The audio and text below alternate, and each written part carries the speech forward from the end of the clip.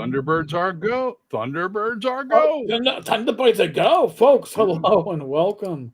Welcome to, I guess, Tavern Chat Live, Dungeons, Dragons, and Discord. Triple D Tavern Chat Live. Whoa, hey, Yeah. watch it. Wait. We can even add to that Triple D Tavern Chat and Mike's G-string. I don't know. Mike's G-string. Okay. I'm sorry. I was thinking of your brother. Okay. Yes, please don't get us mixed up in that way. No. You're getting me very scared. I'm Glen. The guys above me are Eric and Bad Mike. How's that for an introduction? I'll accept that. So, morning, Vanishing.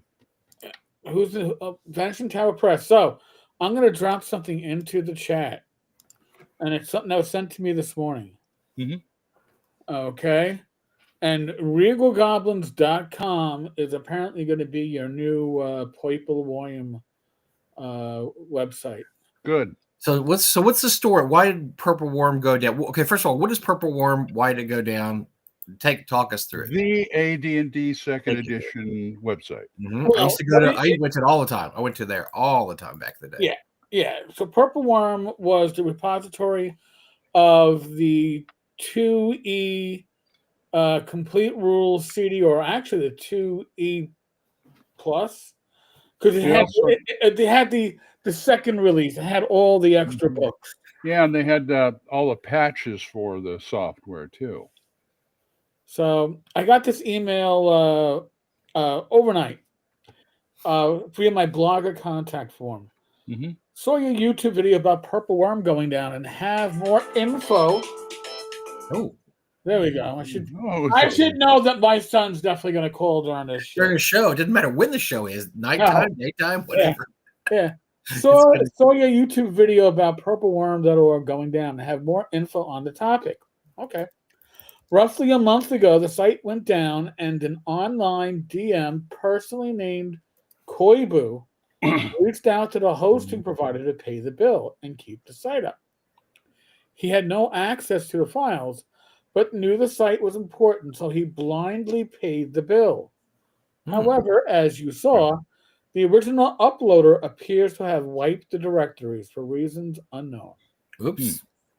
Koibu and his audience have taken old copies of the site and have it back up at about 90% functionality on his own access site. Wow. I'll have to try that. See, that was my go-to because what was that one website that had an index of all the Dragon magazines and the articles therein? Oh, actually, I think Internet Archive used to have that. Dragon something. Anarchive. It was called Anarchive, I think. Oh, yeah. Okay. But Purple Worm was my go-to for any of the dungeon magazines and all the adventures. And I used to go there and I was like, okay, where's that? What issue is that one? Because I got them all in PDF. Had a good search function. Yeah, it was a good search function. Yeah, and I relied on that to find stuff to run for a while. Anyway, interesting. That's my story about it. So it's back up, but under a different. It's not Purple Worm anymore. So now, trove. Yeah. So Don says, "Okay, stop. How can you wipe a site when your account goes down for non-payment?" I don't know. I'm just telling you what was sent to me. You're asking us technical questions that are way beyond our ability. Yeah. So human you're seeing again, this is I do know that the link that I put up earlier in the chat does work. Yes, I know it's working. They're saying it's a 90%. It's missing some stuff, but there's a lot of things here. It's missing some things. Okay. Now you can also use the Wayback Machine, by the way. Yes. Yeah, there's always that. So I am just throwing this up there. Maybe later on tonight or this afternoon, I'll put up. It kind of reminds me of those times when the most famous, of course, being when Dave Arneson's relatives did not pay his storage bill, and all his stuff almost got thrown in a dumpster. And luckily, a couple of sharp-eyed people noticed it and bought it. And later on, the contents were auctioned for tens of thousands of dollars. when all the family had to do was pay probably a $300 bill. But it's one of those cases, I think, where you have something there and you just forget about it, and you haven't updated in a while and done anything with it, and then mark whatever the time comes up for you to renew it, you don't. I mean, I know Doug Ray had many different things that probably at this point we don't own anymore. We owned a lot of trademark, or not trademarks. What do you call them? We owned a lot of just different names for stuff. We would get like, hey, what if we had this con called this? Oh, let's go ahead and register that name. So we'd register. Trademarks, yeah. But I'm sure all that stuff's not being paid for anymore. I doubt Gary's got that stuff being renewed. So yeah, it all just goes away eventually. And so that sounds like probably what happened here. The database was still there, but the rights to the site were gone once the guy didn't pay for it anymore. But that happens. That happens in real life. Like I said, it happens with storage units. It happens with a lot of stuff like that. That's why you got to be careful about your stuff, man. Careful about your stuff, and let your relatives know you have a storage unit if you got valuable things in there. Well, yeah, I've already told. My valuable things is my some of my affiliate accounts. It's like, Rach, if anything ever happens to me, there's money sitting here, here, and here. Mm-hmm. So Don goes to wipe the site. They had to remove it and then go into the root or WHM and go into the secret directory and delete it. And it was deleted. It was these files between the 31st and the 1st. I went in, I took a screenshot. They were deleted. It wasn't like it was a 404 error, can't reach. No. Mm-hmm. The files did go boom. Now I don't know why. Sometimes people want to take their ball and just go home. I don't know. There's been some good sites in the past that have gone down and that just kind of, or some of them actually still exist. But remember the Google Plus? Remember Google Plus? Remember when that went down? There was so much stuff lost. Oh, so many things lost with Google. I'm glad Hangouts hung on for a little while. It did, but it didn't have the functionality that it had, and it used to be integrated with Roll20, which was I remember that we did a few games that way. Yeah, it kind of stunk because there was so much. That was that blog spot were the places I hung out with back in the day when we first got into the OSR. Right, now the blog spot. I think blogs are still there from Blogspot. I copied all my old Blogspot. I killed my blog. I've got a blog on there. It's a blank blog. I don't even use it. Oh dear. I don't know if I have a link to my old blog. I had 2 blogs there. I have no clue if they're even still active. Probably I got tired of seeing my blog, so I deleted it because I wrote on it like once a year, if that. Don makes a good point here. The only way those files were deleted were by the account owner. The ISP would not have deleted anything. Probably happened. That's the way I was looking at it, because also, if the ISP had taken something down, it would have been taken down all at once. It wouldn't have been taken down piecemeal over the course of a day and a half. So now, I don't know who hosted the site prior.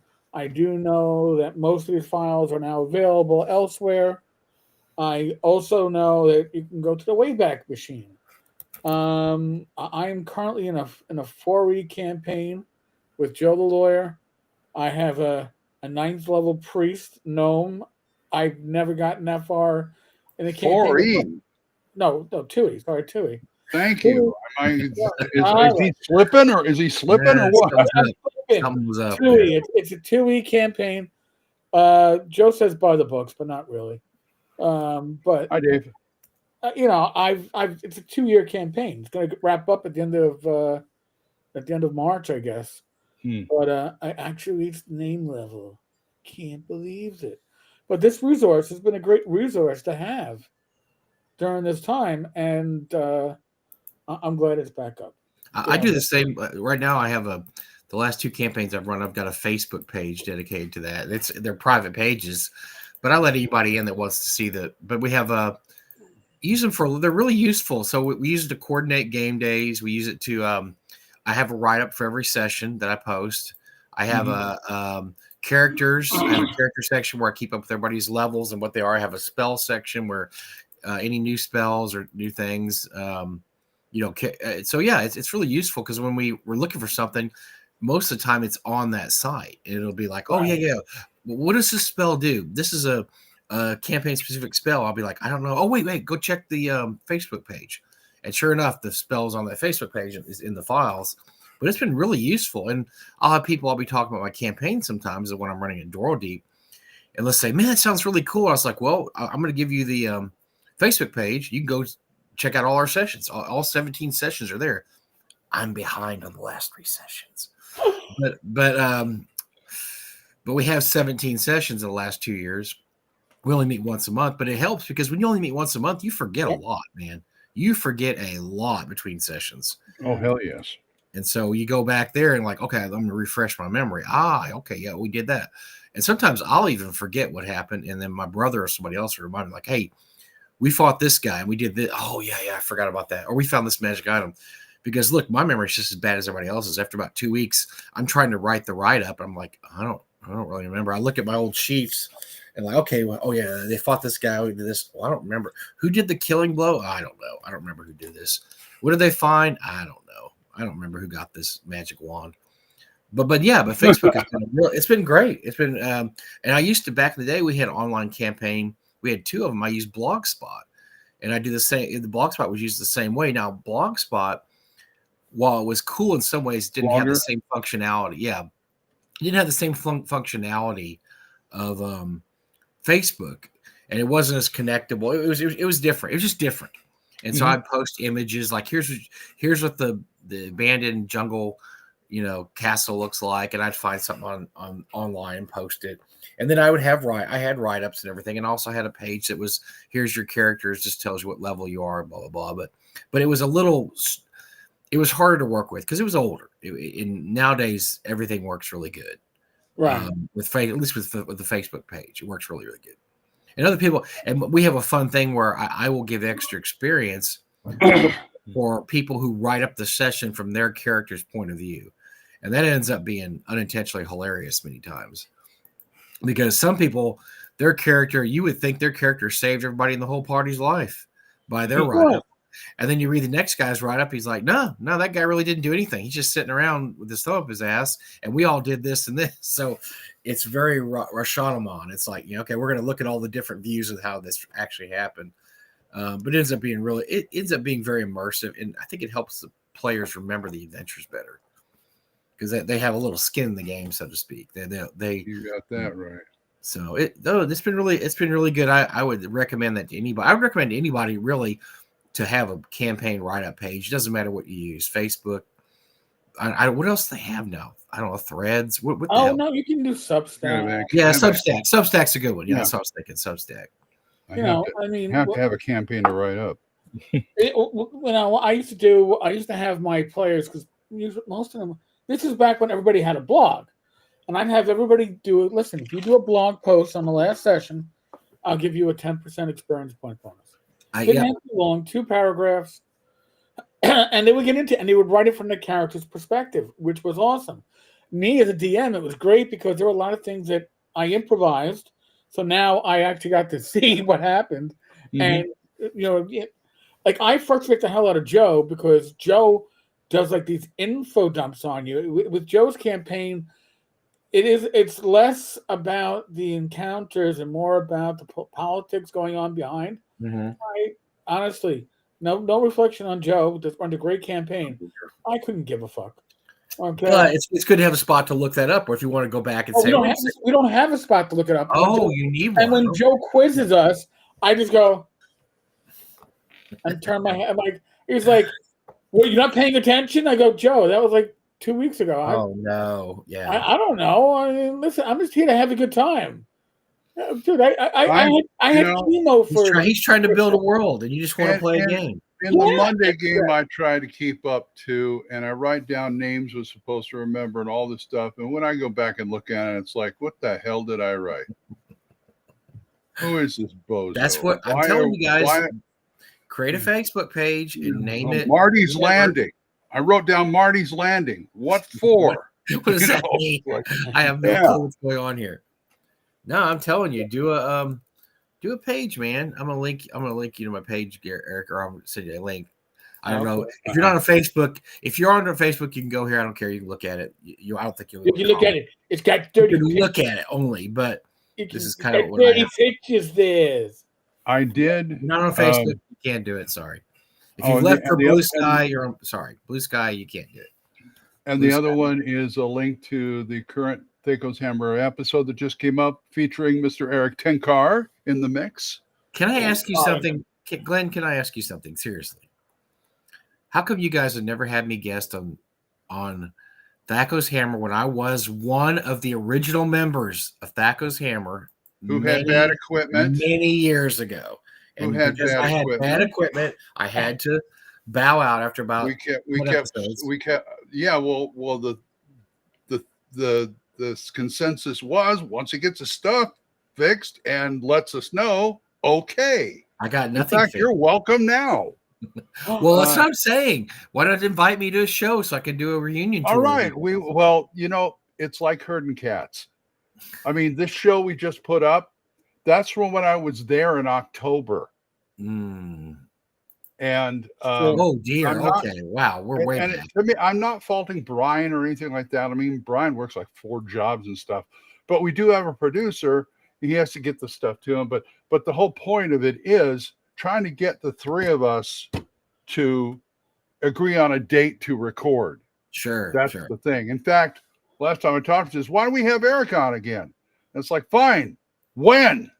Right. This is why we don't promote any Mhm. stuff on the show, because by the time, say, he's doing a Kickstarter, by the time the show comes out, it's already gone. Oh. Well, it's because Brian does all your stuff right. He has a real busy. I mean, he's got a busy. Well, life. we see, Full-On's a long haul trucker. He can record anytime.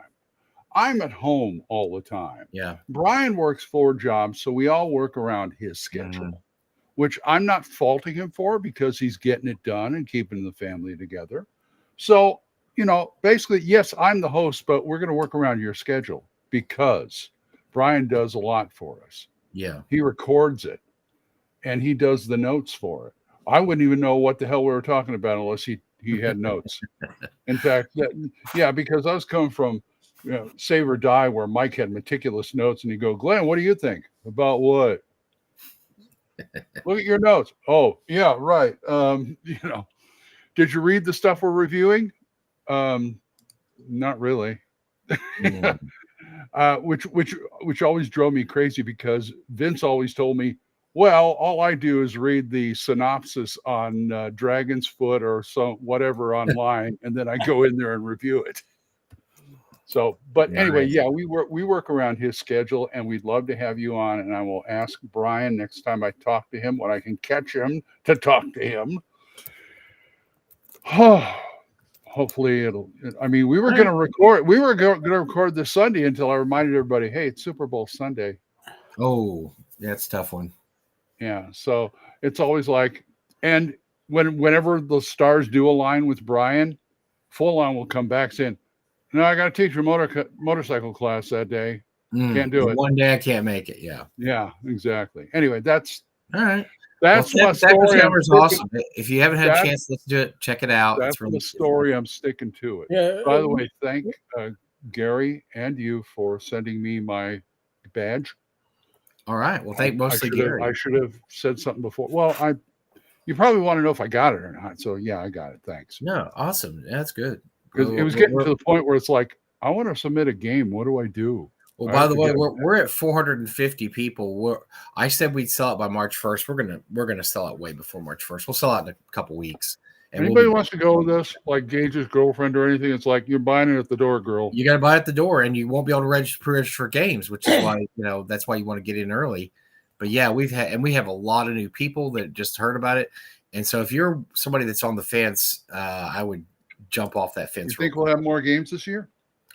Gary said there's already 250 games. I don't know what our usual average is at North Texas. Now, I had an issue last year. I thought we had too many games last year, and the reason being is we don't have enough table space. We've got to ration our table space out pretty well because we're stuck with a limited amount of space in there, and we don't like to triple up on tables. We'll double up on tables in some room, but we don't like to put 3 tables or more. We have a very quiet convention. You go to a convention and you go to one of the back rooms, and there'll be one table in there and one group of 10 people playing, and that's all that's in the entire room. And you're like, wow, that's weird. Unless Glen is running. Unless Glen's running, he's loud. No, but I'm just saying that was our vision. That's what Doug's vision was. We don't like crowded, jam-packed conventions with loud, rah, all that noise, and you're just like, oh, I can't stand it. And that's honestly, that's almost every convention now. They're all crowded like that. I mean, you went to Page, Eric. I mean, Page worked great, and it was a great con, but it was pretty noisy in there, wasn't it? I mean, that's what everybody said. Listen, I had a conference room for my session. Oh dear! We were all like, "Is this really our room?" Yeah. I mean, my seats, everybody's seat went back. If I could have had a projector going, the only thing it was lacking. The first hotel I was in for in 2014 for North Texas, the conference rooms had their own bathroom, which was. I remember that. Yep. I was like, holy crap. This is what you call elite. Yeah. But, this didn't have its own bathroom, but it was quiet. Oh my God. Like that, yeah. Because, folks, I run at conventions a lot, and at a convention, I always joke that there's always an extra seat at my table. Now, often that goes to my wife, who may not register because I like to leave a seat open, but I'll fit as many seats around a table as I can because usually I'm walking. I stand and I walk around the table because conventions are noisy. I can't do that anymore. Yeah, I can't project. My experience at projecting has 20 years of it has been standing and I can do that, and but I didn't have to. I was like, this is really special. I stopped doing the walking around the table thing because it's mostly for mapping, and I realized, like, recently that except for encounters, you don't have to draw on the map. Right. And I'm walking around. Excuse me, can I just get in here and do that? And do that all the time. That, and I'm older now, and these size 14s don't fit around tables very well without without falling down. And I got tired of falling down. Oh man. Hey, Matthew, hope to see you there. Booked his flight yesterday. How about that, Mike? Nice. I'm glad to see that there's a commitment here. That's great because you need to get stuff in. Look, we need to be committed. It's going to catch up before we know it. It's February now, but only 3.5 months, folks. It's going to be before you know it. Ooh, I don't think I'm ready. I'm not ready. I'm definitely not ready right now. It's going to help. Look, not going to GaryCon this year. Unfortunately, I'm going to have to miss GaryCon this year, but that's going to help because that's like 2 weeks out of your life. And then I got sick at GaryCon last year, and it was a mess. And so that's going to help a lot, not having to deal with GaryCon this year. And matter of fact, I don't think I'm going to any cons before North Texas this year. So that's middle of February, and I'm still trying to come up with a gangbuster scenario. Yeah, a little bit at a time. Work out a little bit. I know. I'm not going to repeat one because, hey, I'm special guest. Let's come up with something special. Fancy. Nobody wants anything fancy. They just want to play in the 1920s, man. Hey, we can put a movie on. Glen, nice to see you. So Glen, part of the reason why I'm sorry. We're doing these afternoon US time frame. We're doing these afternoon lives once a week is so those across the pond get a chance to pop in. But since obviously maybe one day we'll have to arrange for you to be sitting in the third or the fourth chair one afternoon. So just put that in. By the way, Glen, and your people reach out to my people or something. If you don't know Glen, he created the greatest campaign world I've never played. I believe. Never played. Oh yeah. Because I don't have a group or anything right now, but the Midlands. If you look on my the bookshelf behind me, when you go to Arduin, and then before you get to Star Frontiers, Not Genuine, there is the Midlands book is snuck in there. Go. Oh yeah, I've got the whole set. So do I. So with the maps. all right, good. Hmm.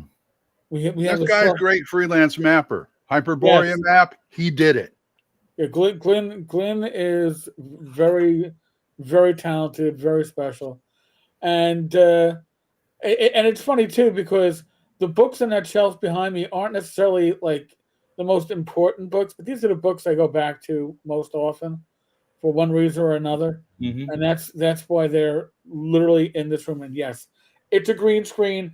I improved my green screen, folks. No more of my like holes in my head and shit. All right, I don't need to Mm. hear. Well, you got that anyway.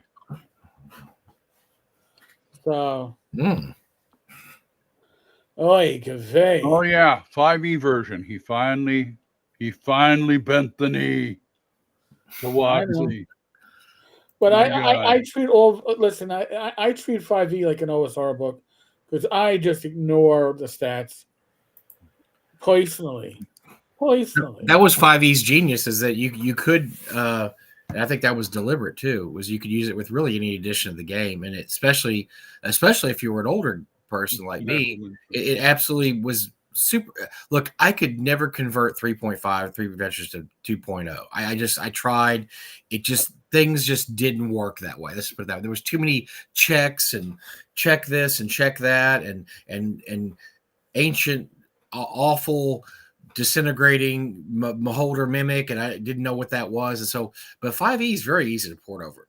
Very easy to port over to old school. You just, you basically just take the name. You can also get the, I think it's a 5e Midderlands, or maybe but isn't he putting it out now on like a softback and a hardback through drive-through? Oh, I'm sure. Yeah. Yeah, he just started doing that. I saw an ad for it on Facebook. ah, So you can get these in softback too. Ooh. But yeah, guys, check out the Midderlands. It's packed with stuff. Very God. great setting. Great setting. Packed. Unbelievable. Yeah, I was going to start a campaign and everything, and then I moved here and my group fell apart. So what are you going to do? You know, that's why my group is. I live in New York City, well, outskirts of New York City, and my group Close enough. is a VTT group Uh-huh. because it's. I'd rather play with people that I know and I have a great relationship with that are across the world than with a bunch of strangers that I don't know at a table. Now, that doesn't apply to conventions because conventions are a special time. We're just out there to meet people. But if I want that bond of my old gaming group type of feel, I'll do a VTT with people from across the country. It used to be from across North America. We used to have people from Canada in our gaming group. You know, where else can you do that? Mm-hmm. So Yeah, well, that's your jam. That's your jam. I just hate having to do it because I have to do it. I do feel for people out in the rural areas and the hinterlands that that's all they got. right. And that moving here in Chickasha really drove that home.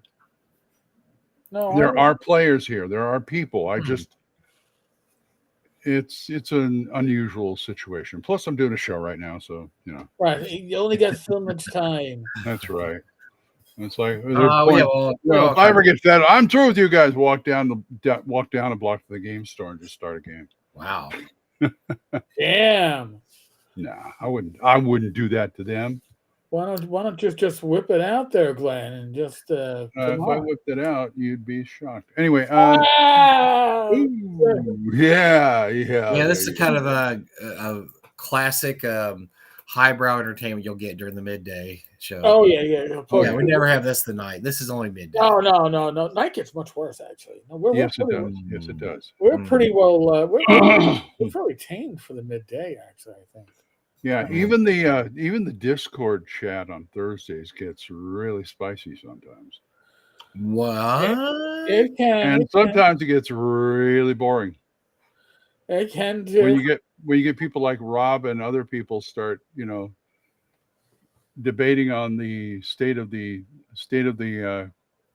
business and community of role playing and all that kind of stuff. God bless him, but Guess that's what it's there for. I don't know. Yeah, the Discord is not there for rip roaring conversations. It's like hanging out at your local pub. Okay. And there are times when you're at your local pub that you're like, oh my God, this guy's a boring fuck. And sometimes it's with liquor. Yeah. Well, you got to bring your own. And yes, Glen, I've seen the level in the replay. Well, only the highest quality entertainment that we can provide for free will you get. That's what we aim to do. And Well, so far the midday experiment seems to be working very well for you. It looks like there's people tuned in and people interested to know what kind of stuff we're talking about in the middle of the day. Even though it's it's so unplanned, unprofessional. Dave said that you had a good chat last night. That's good. I love listening to David. Between you, Eric, and David, I like listening to you guys' stories. So, well, we also had Anon. It was in last. I think Dave? Was he from Scotland? Was he a Scot? Because he. I was. Yeah, that last night. Yeah, I was there last night. It was. You guys did a great job. Yeah. I mean, you guys hit a bunch of softballs out of the park, which, AKA, Watsy's fucking everything up. I consider that point. That's a softball that you just. That's like shooting fish in a barrel right now, really. It is. Yeah, but then you just keep throwing those softballs, right? They just keep throwing them out there. What are you supposed to do? If you throw me a softball and you tell me not to swing, why? He was from Ireland. All right, so he was Irish. He's Irish. Oh, and G2 was Greg Gillespie. Wow, we got an all-star. We got an all-star listenership, watcher, viewership. Yeah. There we go. I know English. Already pimped Dwaro Deep, Greg. So that's it. You got your. You're late for the pimping, sir. You're late for the pimping. I have yet to look at that book. Eric gave it to me when I was here in October, and I have yet to look at that book. Dwaro Deep. Yeah. Right. I was going to get all here's the mono cover, which I like, maybe even better than the regular. I like this better than the regular. I got the other one. And I'm looking at what was the third one? What was the third one he did? Highfell? Highfell. I don't have Highfell. I keep waiting because I like the regular covers. I don't. Every time I go to Texas, I'm going to pick it up. All he's got is a mono covers. That's all. That's all there is now. The only other covers ever came out for the Kickstarter. Those are actually rare. The mono cover is where it's going to be at from here on out. Oh man, that's gonna break up my shelf. Yeah, you got to find one on eBay. Or talk to Greg. I've got on. I think Greg wants the mono covers to be the covers is the mono covers now. So yeah, if you want to find a non-mono cover, it's going to be a tough one. It's a tough one. So yeah, I noticed that the other day. I got Ken and James to sign my regular cover, and then I realized it was I used it so hard it was falling apart, so I put it aside and grabbed a mono cover instead because I don't want to lose the nice cover. Yep, I have that one. Okay, no, got that back here. I've got all of them like that. Hey, the mono covers, do they have the orange spine? No, they do not. They have a mono. It's gonna wreck the look of my shelf. By the way, so here I got Ken and James to do some artwork in there. Oh my God! Yeah, he did a nice job. And then Greg signed it, and I'm like, and this has already got a crunchy spine. I'm like, I can't use this anymore. It's going to fall apart the table. And now it's valuable. It's valuable now. It's signed. So this goes on the shelf. Oh no, it's got original artwork in it. Mine's going to come with me in June, so Greg can sign it. So good deal. Well, Ken and James will be there too. Have him. He did a lot of the artwork in there. Have him do have him sign do like he did, do a little sketch in there. Yeah, it's nice to have good. But by the way, so if you guys that go to cons, just a little tidbit to throw there. If you get an artist to sign your book, 99 times out of 100, if you ask them to do a little sketch, they will. Because I know Jeff Easley does. Easley always does. I've never asked Jeff D to do it. He'll sign, but there's a lot of people I bet would. Ken and James had no problem doing it. Most artists will do a little sketch for you there too. Mm-hmm. I have a lot of really nice. Let's see if I got one over here. Yeah, I'll do a sketch for you too. It's just my big hand in ink like that. There you go. Which reminds me, I see. Like when I go to North Texas, I don't bring anything with me because I'm flying. But Central New York Con, Greg Gillespie, the following weekend after North Texas in June, Greg will also be a special guest along with me. So I should bring my stuff for Greg to sign. Why don't you bring North Texas for him to sign? I got to fly. Oh, yeah, bring it to New York. I believe that. Makes sense. Crap. Yeah, so, yeah, otherwise. This is part of the show where Mike digs through his collection on the shelf over here and tries to find something. This is when Mike does his, it hasn't got to the part of the show where Glen drags out his DVDs and Blu-rays. No, this is crap. Okay, well, never mind. By the way, these two books must be ready to be signed. They're not signed yet. By the way, Mike, signed by Jeff Easley. He does sketches. So just letting you know. By the way, Mike. Yes. Speaking of DVDs, you got quite a haul coming for you in June. Oh, my wife's not going to hear that. I've been culling my collection again. I ain't got to the Basil Rathbone Sherlock Holmes yet. I still got those. I still got those on the hopper there. You're gonna get on. I watched a bunch of the. I got through the Western stuff. The Western stuff's great. Which Western, you know what? You know what's good about the Westerns? If you have an hour to kill, you just slap on a Western and you watch it, and it's just like an hour or two. Yeah. You don't need to know anything. You don't need to know whatever. They're about. I mean, the longest one's probably 90 minutes at the longest. Oh, you're gonna love one. I got one of those Mill Creek sets of TV Westerns where they give you like 3 or 4 episodes of a whole bunch of Westerns. Some of the writers were great on those, especially the TV Westerns. There were some really, really great Hollywood writers in those. And yeah, you just slap that in. That you got an hour, boom, done. You don't have to look through and try to find. I want something that's going to fit my mood right now. No, just throw a Western in there. It'll fit your mood. Yeah, I've culled my collection. I replaced stuff with like Blu-rays and such, and you get the leftovers, Mike. Well, you know, I've only got one machine in the entire house left that'll actually I can play DVDs and Blu-rays on. I noticed the other day I still got a gigantic box of old VHS tapes that I thought about dumping, but I'm like, there's a lot of stuff on here I don't have otherwise. So I think I need to get. I dumped all of mine. Oh, I think I need to get a VHS recorder. I think I have to buy an old one. Is it going to be like record players someday where they're going to come back and then suddenly somebody's going to make a VHS player and then somebody's going to, hey, we got it. They've already started that. Oh, okay. I figured that would happen. Yeah, I don't know about the players and stuff, but yeah, there's still a big VHS collector market out there.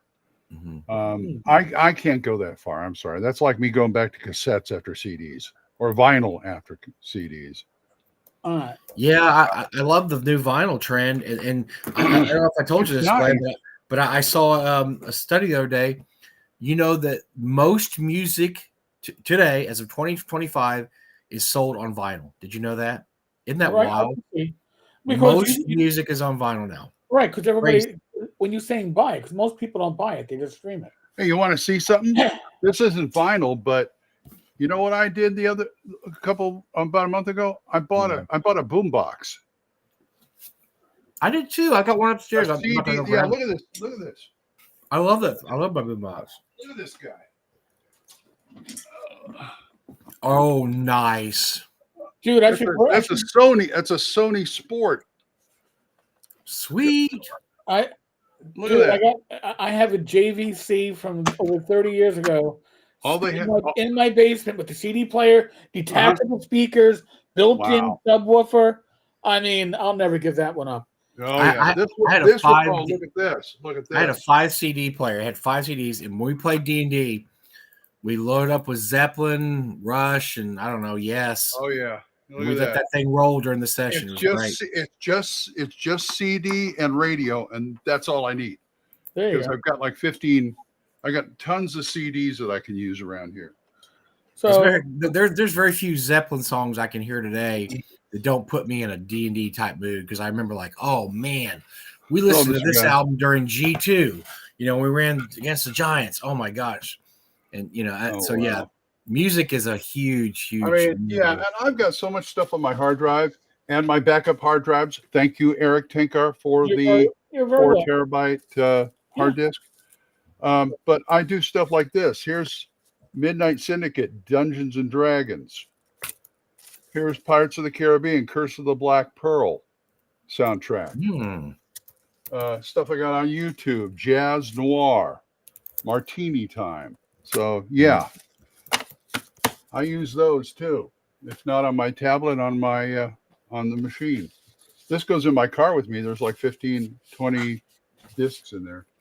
So yeah, these old timers know where it's at. There you go. Well, they don't make cars. Cars don't play discs anymore. I don't have a disc player in my car. Mine does. Mine does. Okay. I don't use it, but you old fogies. Mine's a DVD player. You weirdo. Oh no, that causes crashes. I just play CDs in it. Yeah. Flashing Tower Press says Paizo is hiring a game designer, remote but state specific. Oh dear. Here we go. Like Colorado, for example. I applied, but curious about a remote job being required tied to a specific state. Labor laws, payroll tax. Remember, Paizo in Washington State is unionized. So I would assume. Oh, that's right. Yeah. I would assume this is to bring you in to a non-union position.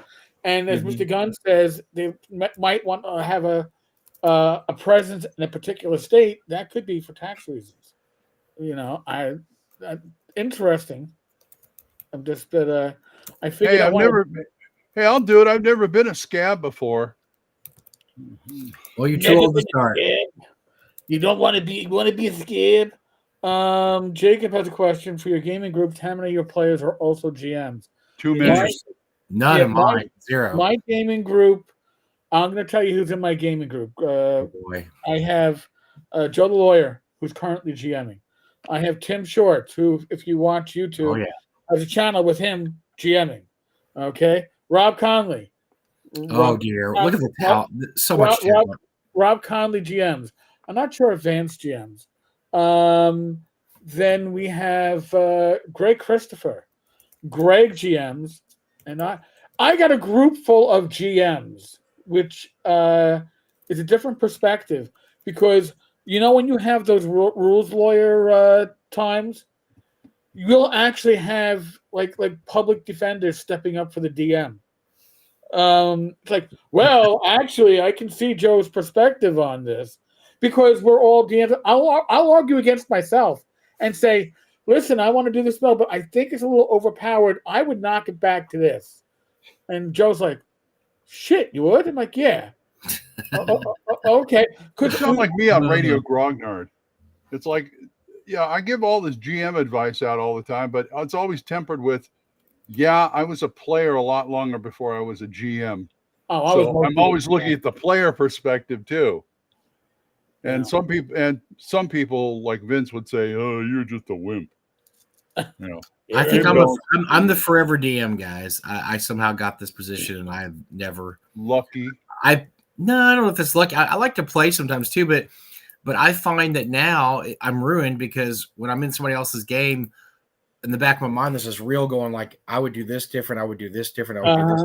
You got to even if it's not bad. Like I had Greg Gillespie DMing the game. He did a great job, except that I'm going, yeah, I wouldn't do that. I wouldn't do that. I would do that. But it was just different. It wasn't that he was doing a bad job at all. Right. No, a different job than I'm used to.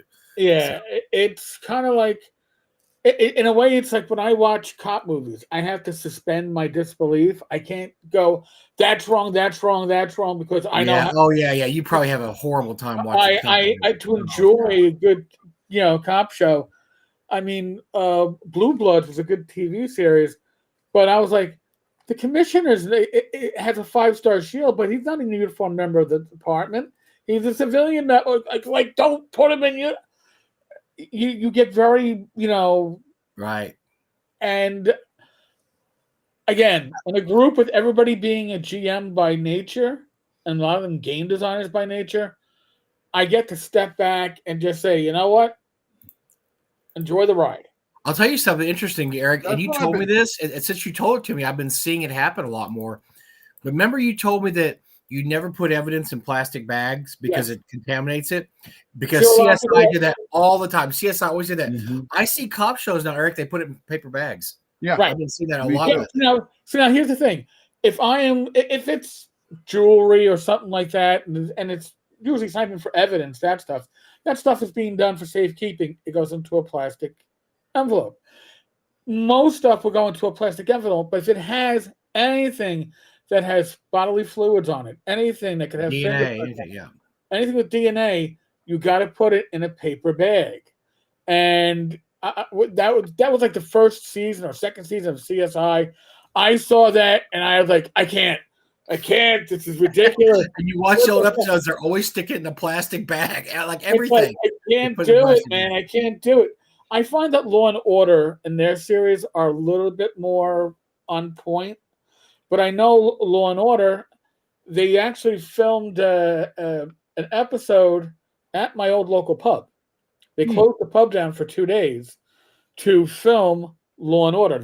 I was there when they were scouting it, and two producers, and it was two women in their 30s. They were nice enough. They were scouting it as a location, and the bartender was a retired cop. I was active at the time, and they were like, they wanted to know accuracy. And when they found out that I was an active sergeant, their questions weren't like, oh, how do you do this? It was, so what is the department policy on hair color for women? Interesting. What is the department policy on fingernail colors? And I said to them, I go, listen, it's supposed to be natural. Fingernail colors are supposed to be, unobtrusive. They aren't supposed to be shocking, no neon, all that stuff. However, I work with a female sergeant who has a small, like, purple streak in her hair. Nobody says anything. Now, if she dyed her hair purple, she'd probably hear something about it. But women, there are accommodations made because a lot of the higher-ups are male. They don't want to be seen as discriminatory against a woman because she's doing a little highlight in her hair. So I was able to give them accurate feedback, but those were their questions. Their questions weren't about like gun battles or arrests. Their questions were cultural questions, and I thought that was very interesting. And I think that's why that series has been on for 3 decades. Law and Order. I mean, well, in various incarnations. Yeah, I mean, because they keep it authentic, and that's not an easy thing to do. Of course, I mean, this stuff doesn't play out in an hour, and I've been in courtrooms, and this shit doesn't necessarily play out like the courtrooms do. But a lot of the other stuff, they are much more accurate in my. I don't have to believe so much as I do with other series. And it's funny get back to being a GM and something your expertise, you see it portrayed. I know when Honor Among Thieves came out, even before I watched 10 minutes of it, it's like GMs are going to have a field day with this movie because I see what doesn't fly. And if I see what doesn't fly, Mr. Simple Brain, people are going to pick it apart. And my answer is always the same. These are house rules. Yeah. I turned my brain off for that. I turned my brain completely off for that because I just want to enjoy a fantasy movie that happened to take place in the world. You can't turn it into an owlbear. It's a house rule. Yep. But Glenn, it doesn't happen that way. I seen it. And it excuse me. See that corner over there for whiners? That's where you go sit. You can watch. Yeah, the minute I saw the review, I think Rob Conley threw that one of his reviews like, well, there's this one spell they cast it, and I'm like, Rob, no, don't do it.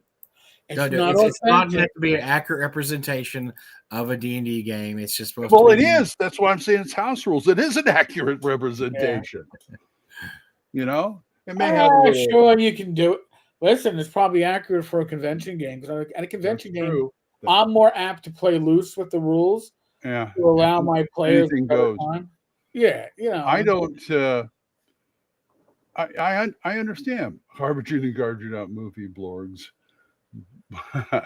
You're right. You're absolutely right. I could run a game like that in a con real easy. I mean, it has a little 5e trappings. I mean, I didn't mind the tiefling being in there or anything, and I always question in 5e about what do you mean I have to attune to this magic item? But damn it, they made it work in the movie. I believe that. I mean, that's not something I want to put in my game, but I was glad they put it in the movie. Speaking of 5e, I wanted to ask something because Eric, you had the video this week about the vanilla D and how vanilla the new version is, which I agree with. It actually gives vanilla a bad name, but I was saying that I saw something interesting is that 5e. I wonder if we're going to have this kind of a 5e renaissance now, because I see more and more people that I know that play 5e are just like, you know what, I'm happy with this. I'm not going to get into the new stuff, or they've looked at the new rules and go, this is unworkable. I can't do it. Very, very reminiscent of when 1E became 2E, right? I mean, it's basically the same game, except some people like, oh, I'm not doing that. I'm not going to do this. Even though I switched to 2E because I like 2E more, but I think, are you seeing that kind of with the 5e/new 5e, 6e crowd? And should they have just, and we've talked about this before too, should they have just, well, now because 5e is, they should just say 6e, right? They should just say this is going to be 6e or 5.5. They should have, because 5e is now old. Right. It is. It's 10 years old. It's a decade old. It is old. It should have been a new edition, I think. I think so too. They half-assed it, okay? Either what they should have done is no changes to the rules, just changes to the presentation, which would have been, and just reissue the books, right? Reissue the books, spiffy new covers, new layout. Maybe you add some of the Greyhawk stuff, but you don't change, and you make some tweaks that are not new rules, but rules corrections, right? You update the books, but instead they tried to sell it as it's not a new edition, but it's not compatible with the old edition. You can't mix the books. You can't mix the books. Don't mix. Well, now you've confused people. Right. You're telling them it's put back the artificer. I only say that for Gage. The artificer. Put back the anus. Put back the anus. Hey, watch it. No, but yeah, I'm seeing a lot of it's not really. I don't think you call it nostalgia. It's not old enough to be nostalgia. No, but people are like, yeah, I'm okay. I'm good. See, I think part of the issue is they saw what happened with Pathfinder 2, and they went, "Oh, we got to be compatible," because we don't want people saying that their old stuff doesn't work. But we got to be different enough that they buy the new rules. And you know what? That doesn't work. Yeah. It's like using Doc or DocX. It doesn't. Yeah, and that whole leaving out orcs thing is really, that's another one biting them in the ass. Yeah, it's like, but orcs are people too. Orcs are people. What's next? You're gonna take out goblins? Probably. Any goblin ones are fairies. You didn't know that they're fae? Actually, I think they may be this. I don't know. I haven't been paying attention. Yeah. By the way, just a warning: we're gonna have to wrap soon. This is the afternoon show. Oh yeah, we don't do 2-hour marathons here. Why not? Because we don't have Jim Kitchen to keep us supported. And let's just bring Rob in here. That'll stretch it to 2. Yeah. No, I remember the days when Bad Mike would show up and we'd stretch it to 2.5. I know. I didn't say it was younger. Mike, I didn't say it was a bad thing. No, I knew it. Yeah. I'm just going to say something, a little peek behind the screen. We got 29 right now, 29 live viewers. Good Lord. What are people? Come on. Oh, it's lunchtime. It's lunchtime. We get the lunchtime crowd. It's a beautiful thing. Is this all from YouTube? YouTube and X. X has X. X is bringing in most of them. X has 16. Wow. Better than Blue Sky. What can I say? Everything's I agree. Go ahead. I can't live stream the Blue Sky. So I'm seeing the Blue Sky backwash now because people are like, "Oh, Blue Sky," and they're like, "Oh, wait, it's just Twitter." Yes, it's just Twitter. It's just a dumber Twitter. It's the same Twitter. Much quieter Twitter. Where if you didn't like Twitter, you're not going to like Blue Sky, folks. They could have resold MeWe under that. It's MeWe is just another way to do forums almost. I mean, I haven't been to MeWe in a year or longer. MeWe is kind of like a Facebook, but not quite. Yeah. Oh, it's dinner time out by Dave and Glen. Oh, Oh, It's tea time for it's tea for- time. It's tea time. butter chicken. Never Tea heard of that. time. Of course, I don't deal with chicken very well. So They're going to have some what they call biscuits that we call cookies. They're going to have some biscuits, I bet, with that tea. So in other words, biscuits and gravy would be a really strange meal over in. oh yeah, but I'm in Oklahoma. Somebody try it. Give me. I mean, I never. First time I ever heard of, I saw biscuits and chocolate gravy was here, Ooh, chocolate gravy. and it's like, yeah, you make it out of like the Jello pudding mix, and they put it over biscuits, and it's like, ew. But yeah, it's a big one here. I don't know why. Oh God. Well, this is now 3 weeks in a row that we've had the afternoon show going. And I really do appreciate everybody that shows up for this. Yeah. Listen, once this episode is on replay, like in like 10 minutes, if you have things that you want us to cover, make Yes, it down this is there. true. This was truly about nothing today. This is Right. the Seinfeld show. This is about Yes. this is an episode. And this about is the way we like it. And This if is you have guests that you want us to bring Right. on, like Glen, I'd love to bring Glen on. Oh, Glenn, yeah, I would have him. an afternoon show like this. Mhm. You bet. You Absolutely. better have me on when Absolutely. Glenn is here. You better have me on when Glenn is here. I You haven't seen know? that guy in an age. No, I know. Same here. So if we bring on somebody, we will definitely. It won't be 2-hour warning. Here we go. You'll get a 48-hour notice if we're going to have a special guest. You'll know what day. Thank you, And Glenn. if you're not able to join us Mhm. live, we'll definitely you can definitely join us. Absolutely. Yep. So Yeah. all right. I guess on that note, And we can always get other people on here too, like Mark Hunt. So Glenn, is your YouTube channel up yet? it's always been up. Oh, No. you mean on here? Yeah. No, I forgot to press Oh. All right. So Glenn is going to be restreaming at some point to YouTube next time. next yeah. time. So now you'll be able to watch on Glenn's channel. We expect even bigger turnouts. We want to hit. We may be able to get like Greg on here. Yeah. Yeah. Whoever, if he's not teaching a class or something, or Yeah. doing All right, whatever he does. You can catch Mike and I Wednesday nights, Glenn and I every other Friday, but it's gonna On be the 10th, Monday. on the 10th would be the next show. Yeah, we're gonna be doing a special show on Monday night. February 10th. Yeah. Oh wow, very cool. Yeah, because Glenn's got things to do. We got to work around this. After the first week in March, I'm done with this show. So yeah, Wow. Okay. and hopefully I'm not doing another Shocking. one. Yeah, Well, but anyway, Well, just making sure. So next live stream will be tomorrow night, 8 p.m. Me and Rach. yeah. Monday at 8 p.m. Me and Glenn. And Wednesday at 8, Mike, Jim Kitchen, and myself. And No guest yet. that we know. Radio Grognard Monday, Wednesdays, Fridays on Spotify for podcasters, and Thaco's Hammer just out with Mr. Tenkar as guest star. Right. So if you're suffering tonight but not having a live stream, go download Thaco's Hammer. and I've give it a- marked it. I'm going to listen to it 178. later today. I will listen to it later. All right, 178, directly from Queens, New York. Later.